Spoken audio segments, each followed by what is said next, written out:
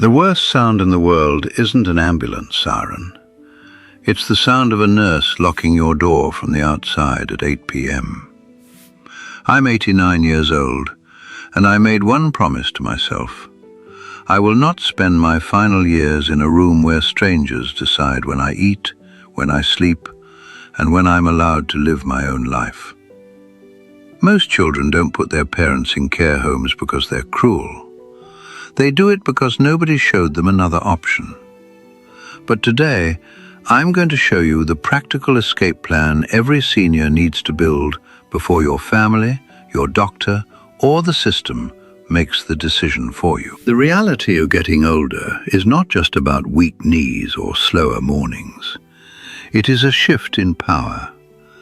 When you become physically dependent on others, you lose your leverage. I saw it happen to my best friend, Arthur. He was the strongest, most capable man I knew. He fixed his own roof at 78. He still drove himself to the hardware store. He still believed he would die in the house he paid for with 40 years of work. Then one bad fall changed everything. 2 weeks in the hospital, and when he came home, his favorite chair was already gone. His daughter had packed his shirts into boxes. His son was talking to a facility on the phone in the kitchen. Nobody was trying to hurt him. They were just scared. And scared people make fast decisions. Arthur did not lose his mind. He lost his leverage. That was the day I realized hope is not a strategy. You have to build a system before people start making decisions for you. The first major mistake we make as we age is isolation. We stay alone in big, empty houses, telling ourselves we are independent, when really we are one bad morning away from becoming someone else's emergency.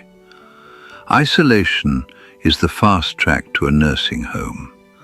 I did not wait to become a liability. 3 years ago, 2 friends and I sat down and had a very uncomfortable conversation. We talked about money, privacy, emergencies, and what kind of help we would accept before things got desperate.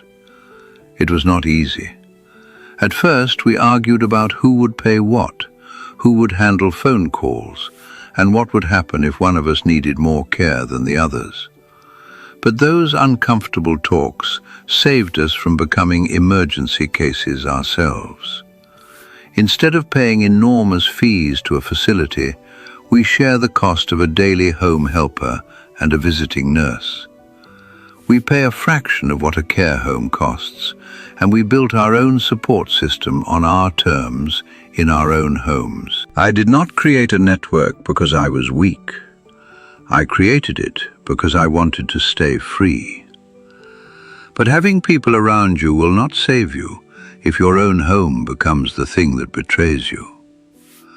That is why I had to make one quiet change before I turned 80. You do not need to turn your home into a hospital ward, but you must outsmart your environment. Most people wait until they break a hip to install grab bars. By then, it is too late. The kids are frightened. The doctor is warning them. The care home brochures are already on the table. I refused to wait for the accident. I did what I call stealth retrofitting. I installed zero-threshold showers, moved my primary life to the main floor, improved the lighting in the hallway, and removed the rugs that had no business trying to trip an old man in the dark.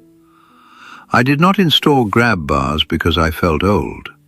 I installed them because I wanted my daughter to sleep at night without imagining me lying on the bathroom floor. I also set up simple health monitors that blend into the background. A small sensor tracks my sleep and movement. My daughter can see enough to know I am all right, but not so much that she feels she owns my life. She feels involved. I stay in control. The goal was never to make my house look medical. The goal was to make one bad Tuesday morning less likely to become the excuse that ended my independence. But even the safest house in the world is useless if your wishes are only spoken and never written down. Here is a harsh truth. Love does not protect you in the medical system. Clear instructions do. If your wishes are vague, people will follow their fear.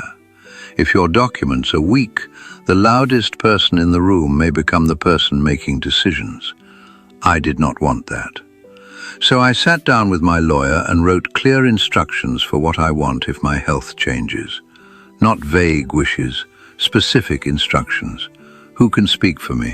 What kind of care I accept? What kind of care I refuse? What conditions must be met before a facility is even considered? What kind of help should be tried at home first? I did not cut my children out. I removed panic from the decision. Love is allowed in the room, but fear is not allowed to hold the pen. That document gave my family something stronger than emotion. It gave them a map. A legal wall protects your wishes, but wishes mean nothing if you cannot afford to follow them. So let us talk about the money. A decent care home can cost more in 1 month than many people paid for their first house. It can drain your life's work in a few years, and after that, the decisions become even harder. That is why you cannot wait until crisis time to ask where the money will come from. I made a simple rule. Every dollar should first be tested against one question. Does this help me stay safely at home? If the answer is yes, it belongs in the plan. If the answer is no, it can wait. Your home is likely your largest asset. Before you pay a stranger's facility, explore whether that asset can help fund your own care. Maybe that means downsizing. Maybe it means renting part of the property. Maybe it means a carefully planned line of credit. Maybe it simply means redirecting money away from things that no longer matter. The point is not which option you choose. The point is that you choose before someone else chooses for you. Help at home is not free, but neither is losing control. And in many cases, the math favors staying home if you plan early enough. Now you have the house, the network, the money, and the legal shield. But none of it matters until you sit across from your family and say the words they may not want to hear. You cannot be passive about your final years. You must sit your family down while you are still sharp and draw the boundary before anyone tries to cross it. I invited my children over one afternoon. I made tea. I put the folder on the table before anyone said a word. Inside that folder was everything: the care plan, the home changes, the money plan, the nurse schedule, the legal instructions, the emergency contacts. Then I looked at them and said, I know you love me. That is exactly why we are having this conversation now, while I can still speak for myself. My daughter got quiet. My son looked uncomfortable. Then I said the sentence every parent must be brave enough to say. I am not refusing your help. I am refusing to disappear. The room went silent. That silence was painful, but it was necessary. Because if you do not explain your wishes while your voice is still strong, people will explain your life for you when your voice gets weak. That conversation did not make my children love me less.